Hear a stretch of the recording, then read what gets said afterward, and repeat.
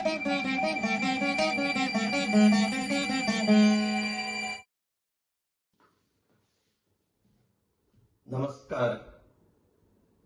എല്ലാവർക്കും ഈശ്വരാനുഗ്രഹം കിട്ടട്ടെ എന്ന് പ്രാർത്ഥിച്ചുകൊണ്ട് എല്ലാവരെയും ഞാൻ ഈ ജ്യോതിഷ വീഡിയോയിലേക്ക് സ്വാഗതം ചെയ്യുന്നു. ഞാൻ ഇന്ന് പറയുന്നത് വിഷയം 2026 കാർത്തിക നക്ഷത്രക്കാർ ചെയ്യേണ്ട കാര്യങ്ങൾ. കാർത്തിക നക്ഷത്രക്കാരെ ചെയ്യേണ്ട കാര്യങ്ങളാണ് ഞാൻ പറയുന്നത്.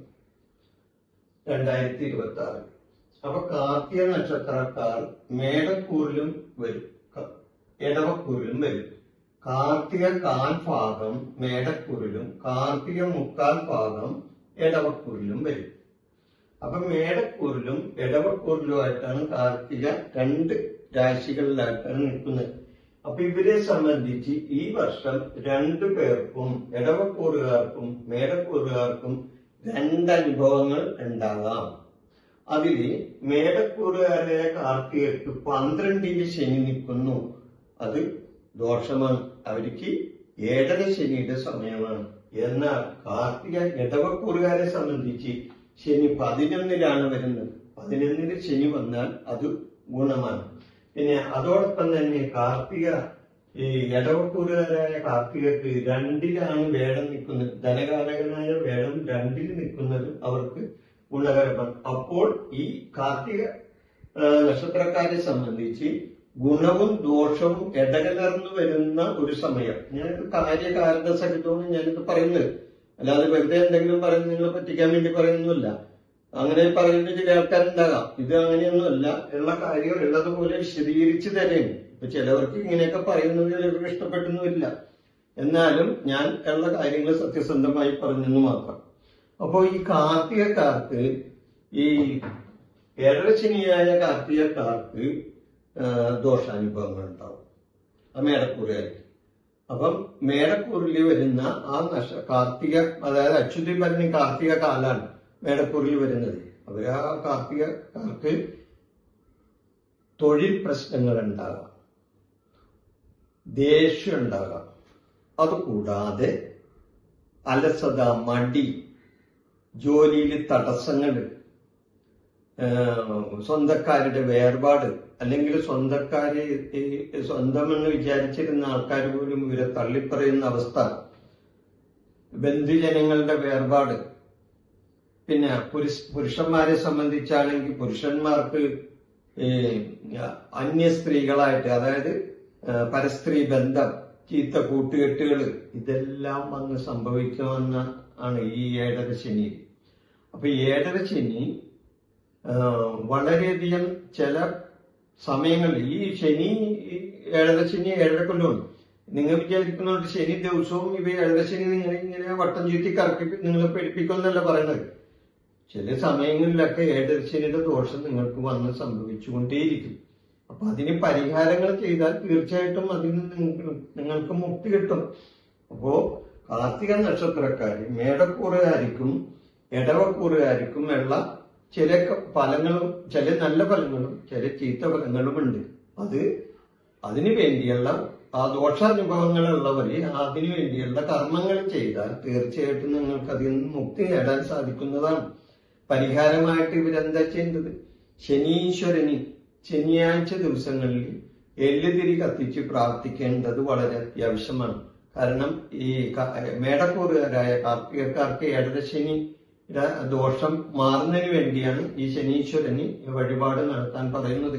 അതുകൂടാതെ ഇടവക്കൂറായ കാർത്തികക്കാർക്ക് ഇവിടെ 10 കർമ്മത്തിലാണ്. കാരണം 10 കർമ്മത്തിലാണ് രാഹു നിൽക്കുന്നത്. കർമ്മത്തിൽ രാഹു നിൽക്കുന്നത് നല്ലതല്ല. അപ്പൊ അതുകൊണ്ട് ചെയ്യുന്ന പ്രവർത്തികളിലെല്ലാം അവർക്ക് തടസ്സങ്ങൾ ഉണ്ടാകാനായിട്ടുള്ള സാധ്യതയുണ്ട്. എന്ത് കാര്യം ചെയ്താലും അതിനെല്ലാം ഒരു തടസ്സങ്ങൾ മുന്നോട്ട് വരും. അപ്പൊ അത് ഇല്ലാതിരിക്കാം. അപ്പൊ കർമ്മ തടസ്സങ്ങൾ മാറ്റാനും, അതേപോലെ തന്നെ ഈ മേടക്കൂറുകാരായ കാർത്തികർക്ക് പാപസ്ഥാനത്താണ് 7 ശനിയാണെങ്കിൽ 7 ശനിയോടൊപ്പം ശനി നിൽക്കുന്നത് പാപസ്ഥാനത്തുകൂടിയാണ്. 12 പാപസ്ഥാനവും. അതുകൂടാതെ ചെലവിന്റെ സ്ഥാനവും. ഇവർക്ക് ചെലവ് കൂടുതലുണ്ടാവും. താമസിക്കുന്ന സ്ഥലത്ത് നിന്ന് മാറി താമസിക്കാനൊക്കെ അവസരം വന്നു വരും. ദൂരയാത്ര പോകേണ്ടി വരും. ഈ ഇവരെ സംബന്ധിച്ച്, ഈ മേടക്കൂറിൽ വരുന്ന കാർത്തികക്കാരെ സംബന്ധിച്ച് ഇവർക്കും ദോഷാനുഭവമുണ്ട്. കർമ്മത്തിലല്ലേ നിൽക്കുന്നത് രാഹു. അപ്പൊ രാഹു എന്ന് പറഞ്ഞാൽ നാഗങ്ങളാണ്. അപ്പൊ നാഗങ്ങൾക്ക് വഴിപാട് നടത്തുകയും ശനീശ്വരന് വഴിപാടുകൾ നടത്തുകയും, അപ്പൊ നാഗങ്ങൾക്ക് എന്താണ്? നാഗങ്ങൾക്ക് ആയില്യം പൂജ അല്ലെങ്കിൽ സർപ്പബലി ഇങ്ങനെയുള്ള കാര്യങ്ങൾ. സർപ്പബലി ആകുമ്പോൾ ഇത്തിരി പൈസ കൂടുതലായിരുന്നു. ആയില്യം പൂജയൊക്കെ ആണെങ്കിൽ നിസ്സാര കാശ് വരുള്ളൂ. അത് മാസത്തിൽ ആയില്യം നാളിൽ നടത്താം രാഹുദോഷം മാറുന്നതിന് വേണ്ടി.